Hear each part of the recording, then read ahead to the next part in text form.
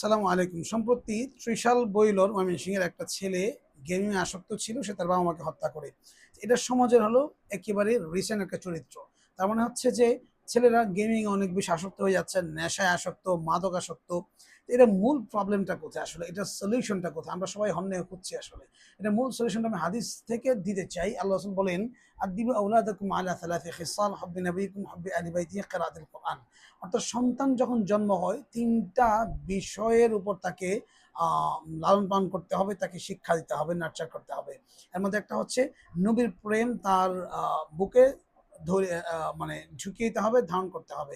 Second হচ্ছে যে অর্থাৎ ওলামায়ে কেরাম সাহাবাদের মহাব্বত তার দিলে থাকতে হবে। থার্ড হচ্ছে যে কোরআনে কারীম শিখতে হবে। যদি একটা সন্তান ফার্স্ট টাইম কোরআনে কারীম শিখে, ছোট্টবেলায় কোরআনে কারীম শিখে, নবীর প্রেম তার দিলে থাকে, ডেফিনিটলি সে এই ধরনের কাজ করবে না। এই ধরনের যে একটা আমরা মারাত্মক সিচুয়েশনের মধ্য দিয়ে আমরা যাচ্ছি, এটা থেকে উত্তরণের একমাত্র অনলি ওয়ান ওয়ে হচ্ছে যে ইসলামের পথে ফিরে আসা এবং ডেফিনিটলি আল্লাহ রসুলের এই হাদিসটাকে সমাজে অ্যাপ্লাই করা। ইফ ইউ অ্যাপ্লাই দিস হাদিস in your family, definitely I firmly believe that এই সমাজ উন্নত হবে এবং সমাজের এই চরিত্র থাকবে না। কোনো সন্তান কোনোদিন তার পিতামাতার গায়ে হাত দিতে পারে না।